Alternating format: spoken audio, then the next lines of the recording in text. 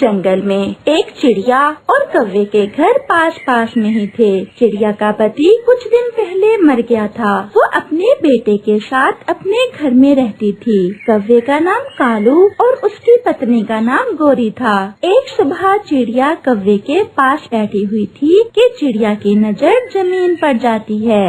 कौवे भैया, वो सामने देखो, दो छोटे छोटे से नए पौधे उग रहे हैं हमारे घर के पास में ही। चिड़िया, ये नए पौधे तो मैंने भी आज ही देखे हैं। चलो तो जरा पास जाकर देखते हैं। अगर ये दोनों पौधे बड़े होकर फलदार पेड़ बन गए, फिर तो हमारे भोजन की चिंता ही खत्म हो जाएगी। हाँ कौवे भैया, फिर हमें भोजन अपने घर के पास से ही मिल जाया करेगा।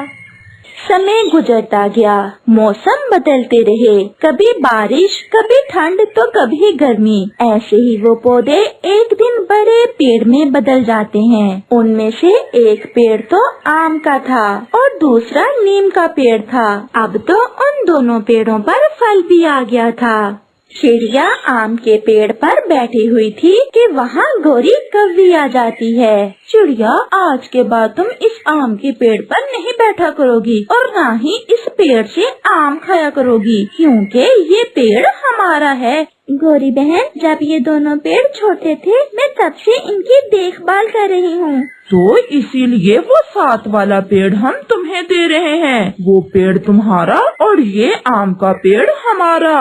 कौवे भैया, वो नीम का पेड़ है, वो मेरे किस काम का? उसका फल भी खाता है कोई? अगर ज्यादा चूंचूंगी तो एक लगाऊंगी। जाओ, भाग जाओ यहाँ से। वो छोटी चिड़िया डरते हुए वहाँ से चली जाती है और पास में ही नीम के पेड़ के पास जाकर बैठ जाती है। चिड़िया, आप क्यों रो रही हो?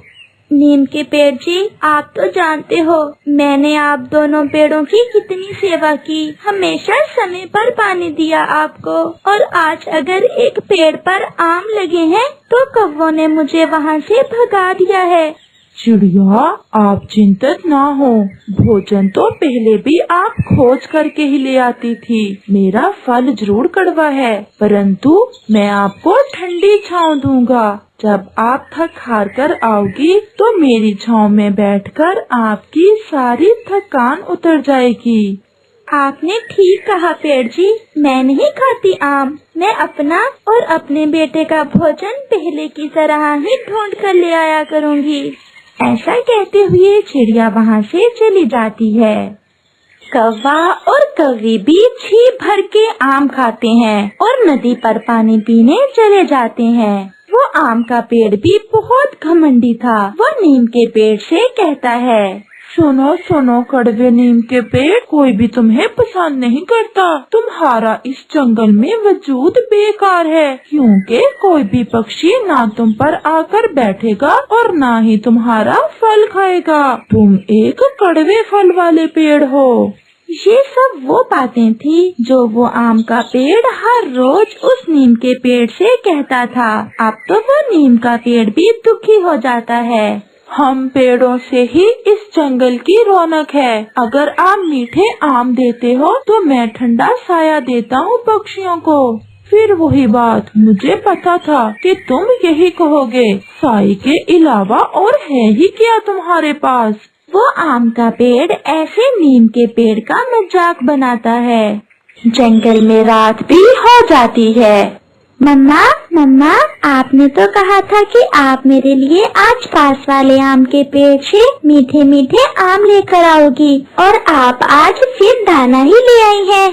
कुकू मेरे बेटे, आपको तो पता है उन कौवों का। आज सुबह जब मैं आम के पेड़ पर जाकर बैठी तो कौवी और कौवा तुरंत अपने घर से निकलकर वहाँ आ गए और उन्होंने मुझे आम तोड़ने से रोक दिया।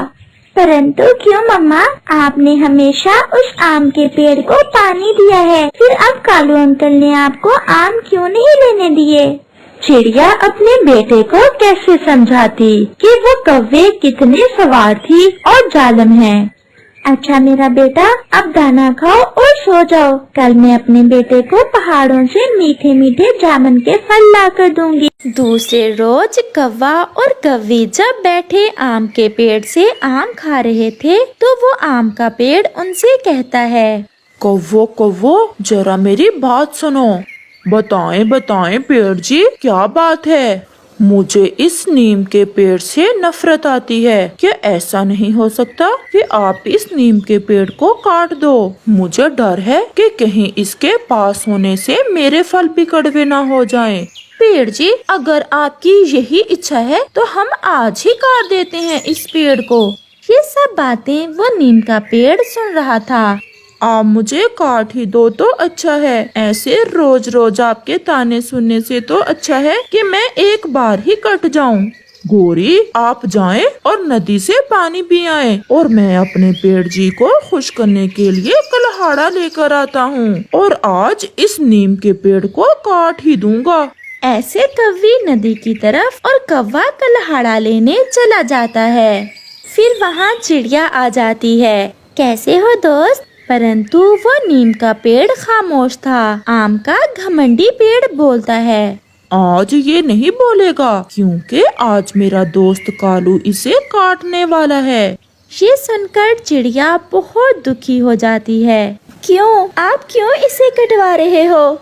इस कड़वे पेड़ का कोई फायदा नहीं है और मुझे ये अच्छा भी नहीं लगता। और चिड़िया, इसके कट जाने से जंगल से एक कड़वा पेड़ भी खत्म हो जाएगा। आम के पेड़ जी, आप अपने आमों पर इतना गर्व ना करें। इस जंगल में कोई भी चीज बेकार की नहीं है। भगवान ने सब पेड़ों में कोई ना कोई खूबी रखी है। नहीं चिड़िया, मैं भी जीना नहीं चाहता। ये मुझे काट ही दें तो अच्छा है। आपके सिवा और कोई भी मेरे पास नहीं आता। ना कोई पक्षी मेरे लिए संगीत गाता है और ये आम का पेड़ मुझे कड़वा कड़वा पेड़ कहकर छेड़ता रहता है।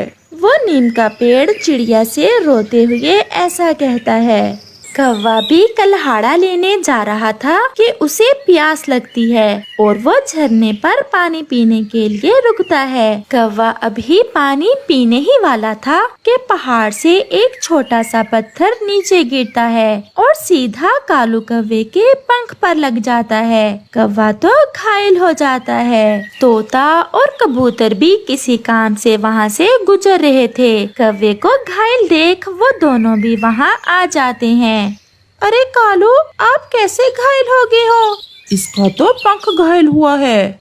दोस्तों, मेरे पत्थर लग गया है। आप मुझे मेरे घर छोड़ आए। फिर तोता और कबूतर कालू कौवे को उठाते हैं और उसके घर जाते हैं। हाय हाय, मैं मर गई। ये क्या हो गया मेरे कालू जी को? गोरी, चुप कर जाओ, मैं बच गया हूँ। अब जल्दी से कोई चील दीदी को लाए। मेरे घाव में बहुत दर्द हो रहा है। चिड़िया भी वहाँ आ जाती है। मुझे तो कबूतर मिला था। उसने बताया कि वो कालू को घर छोड़कर आया है। चोट लग गई है कालू के। चिड़िया बहन, आप जल्दी से चील दीदी को लाएं। कालू जी के बहुत दर्द हो रहा है। चिड़िया, जल्दी जाओ, मैं दर्द से मर जाऊंगा।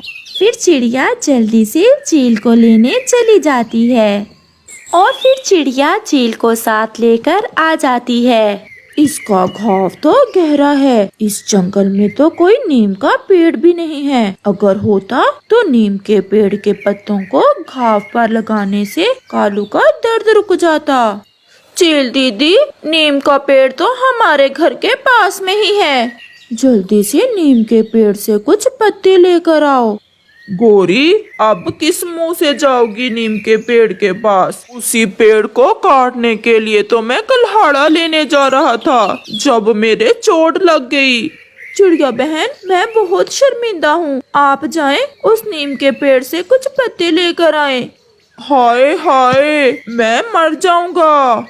फिर चिड़िया तुरंत वहाँ से जाती है और नीम के पेड़ को सारी बात बताती है। क्या मेरे पत्ते भी किसी के काम आ सकते हैं? हाँ पेड़ जी, मुझे गोरी कौवी ने भेजा है। वो आपसे बहुत शर्मिंदा थी। आप जल्दी से मेरे पत्ते ले जाएं और जाकर कौवे के घाव पर लगाएं। चिड़िया कुछ पत्ते लेकर वहाँ से चली जाती है। आम का पेड़ भी सब सुन रहा था। दोस्त, मुझे भी माफ कर दो। मैं आपको बेकार कहकर छेड़ता था। आप तो बहुत काम के पेड़ हो। मैं भी आपसे शर्मिंदा हूँ। हम साथ साथ बढ़े हैं, मुझे आपसे प्यार है, बस फिर मुझे ऐसे तंग ना करना। मैंने घाव पर नीम के पत्ते बांध दिए हैं, अब कुछ दिन कालू जी को नीम का फल भी खाने को देना है। ज्यादा आम खाने से कालू जी के खून में शुगर की मात्रा भी बढ़ी हुई है, नीम का फल खाने से शुगर थोड़ा कम हो जाएगी। फिर ऐसे कुछ दिन गुजरने के बाद कौवा फिर से उड़ने लगता है और वो दोनों नीम के पेड़ को धन्यवाद बोलते हैं और उससे माफी मांगते हैं, क्योंकि अब उन्हें पता चल गया था कि कोई भी पेड़ बेकार नहीं है।